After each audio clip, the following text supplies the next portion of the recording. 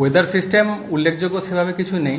বঙ্গোপসাগর থেকে জলীয় বাষ্পের প্রবেশ কিছুটা বেশি রয়েছে, ফলে প্রধানত মেঘলা আকাশ 25 তারিখে থাকবে। বৃষ্টিপাতের সম্ভাবনা কিছুটা থাকছে মেনলি পূর্ব মেদিনীপুর, দক্ষিণ চব্বিশ পরগনা, পশ্চিম বর্ধমান, বীরভূম, মুর্শিদাবাদ এই সাইডটাতে হালকা ধরনের বৃষ্টিপাতের সম্ভাবনা থাকছে প্রধানত। অন্যান্য জেলাগুলোয় প্রধানত মেঘলা আকাশই, তবে খুব হালকা ধরনের স্বল্পস্থায়ী বৃষ্টিপাতের কিছুটা সম্ভাবনা রয়েছে অন্যান্য জেলাগুলোতেও, মানে থাকলেও পরিমাণ খুবই কম এবং খুব একটা কিছু অসুবিধা হওয়ার মতো না। 26 তারিখে প্রধানত আংশিক মেঘলা আকাশ, প্রধানত শুষ্ক ওয়েদার।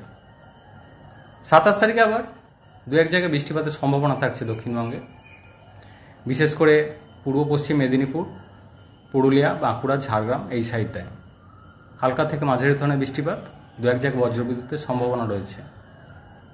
27 তারিখে দক্ষিণবঙ্গের অন্যান্য জেলাগুলোয় হালকা ধরনের কিছুটা সম্ভাবনা রয়েছে বৃষ্টিপাতের। মেনলি প্রভাবটা থাকবে পশ্চিমের দিকের ওই যে কটা জেলা বলা হলো, পূর্ব পশ্চিম মেদিনীপুর, পুরুলিয়া, বাঁকুড়া, ঝাড়গ্রাম এই সাইডটায়। 28 থেকে 2 তারিখ পর্যন্ত প্রধানত শুষ্ক ওয়েদারই থাকবে দক্ষিণবঙ্গে। তাপমাত্রা মেঘলা ওয়েদার থাকার কারণে 25 তারিখের দিনের তাপমাত্রা বেশ খানিকটা কম থাকবে স্বাভাবিকের থেকে বেশ খানিকটা কম। এবং কলকাতা পার্শ্ববর্তী অঞ্চলে দিনের সর্বোচ্চ তাপমাত্রা 25 তারিখে মোটামুটি 26 ডিগ্রির কাছাকাছি থাকবে। অন্যান্য জেলাগুলোতেও তাপমাত্রা কমই থাকবে 25 তারিখ। 28 তারিখ থেকে গিয়ে আবার দিনের তাপমাত্রাটা বেশ খানিকটা বেড়ে যাবে।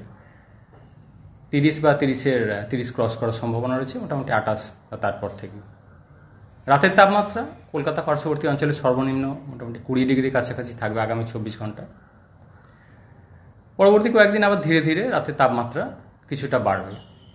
কলকাতার ক্ষেত্রে 25 তারিখ প্রধানত মেঘলা আকাশই থাকবে। বৃষ্টিপাত খুব হালকা ধরনের থাকলেও সেটাও স্বল্পস্থায়ী, প্রধানত মেঘলা আকাশই। খুব হালকা ধরনের বৃষ্টিপাত দু এক জায়গায় থাকতে পারে। 27 তারিখে কিছুটা সম্ভাবনা রয়েছে হালকা ধরনের বৃষ্টিপাত কলকাতা পার্শ্ববর্তী অঞ্চলের। উত্তরবঙ্গের জন্য Malda, north south Dinajpur mainly এই সাইডটায় 25 তারিখে দু এক জায়গায় হালকা বৃষ্টির সম্ভাবনা। এছাড়া উত্তরবঙ্গেও আগামী এক সপ্তাহ অন্যান্য জেলাগুলো প্রধানত শুষ্ক ওয়েদারই থাকবে।